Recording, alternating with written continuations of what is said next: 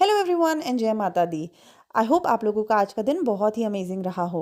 आज का वीडियो थोड़ा स्पेशल है क्योंकि मैं आपके साथ अष्टमी और नवमी दोनों दिन के साथ शेयर कर रही हूँ। सबसे पहले बात करते हैं हमारे घर के ट्रेडिशन की। कुछ लोग कंजके पूजन अष्टमी को करते हैं और कुछ लोग नवमी को। हमारे यहाँ भी अष्टमी पे ही किया जाता था, पर पिछले साल से पापा ने ये ट्रेडिशन थोड़ा चेंज कर दिया और तब से हम नवमी पे फॉलो करने लगे हैं। सुबह उठकर ही पूजा की प्रिपरेशन शुरू कर दी। सफाई, प्रसाद और छोटी छोटी बच्चियों के लिए पूजा का सामान। कंजके पूजन का अपना ही अलग महत्व है ना। माँ का रूप छोटी छोटी कन्याओं में देखा जाता है और उनकी पूजा करके माँ का आशीर्वाद लिया जाता है। ये एक रिमाइंडर है कि माँ की शक्ति हमारे आसपास के रूपों में ही है, एक छोटी सी बच्ची के रूप में भी। अब बात करते हैं अष्टमी की। अष्टमी के दिन माँ का रूप था माँ महागौरी का। माँ महागौरी को ममतामयी और करुणामयी रूप कहा जाता है। उनका स्वरूप बिल्कुल शांत और कोमल है। माँ की चार भुजाएं होती हैं, एक में त्रिशूल, एक में डमरू और दो भुजाएं अभय और वरद मुद्रा में। आज के दिन माँ को नारियल का भोग लगाना चाहिए और शरीफा का फल अर्पित करना चाहिए। अब स्टोरी ऑफ माँ महागौरी।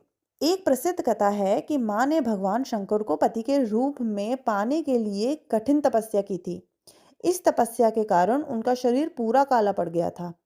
तब शिवजी ने उन्हें गंगा जल से स्नान कराया और माँ एकदम शुभ और गौर वर्णा में प्रकाशित हो गईं। इसी वजह से उनका नाम पड़ा महागौरी। इस कथा से हमें ये सीखने को मिलता है कि तपस्या, पेशेंस और श्रद्धा का फल हमेशा सफेद, शुभ और शुद्ध होता है।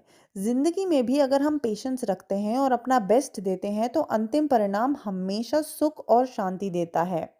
अब करते हैं नवमी की बात।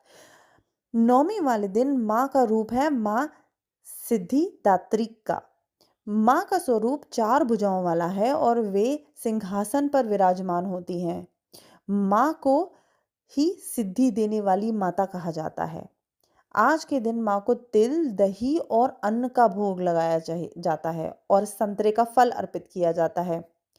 माँ हमें ये सिखाती है कि अंत में ज्ञान और सिद्धि ही इंसान का असली संपत्ति है। वेल्थ और स्टेटस सिर्फ एक लेवल तक साथ देते हैं, लेकिन जो ज्ञान और स्पिरिचुअल स्ट्रेंथ हमारे अंदर होती है वही हमें जीवन के हर पहलू में जीत दिलाती है।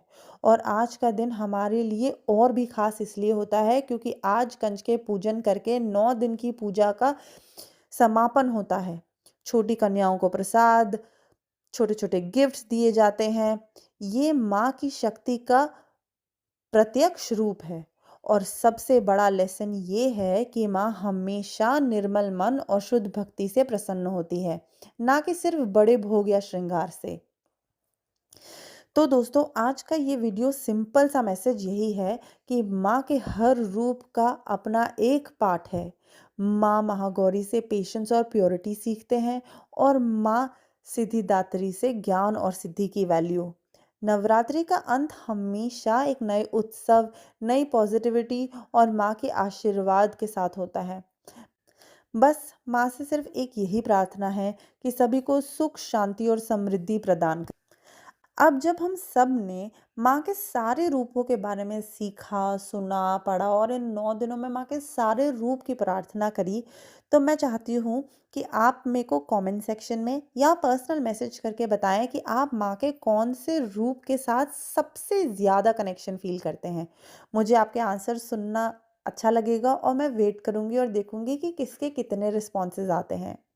Thank you so much for watching. Thank you for being patient. Samba Sadashiv.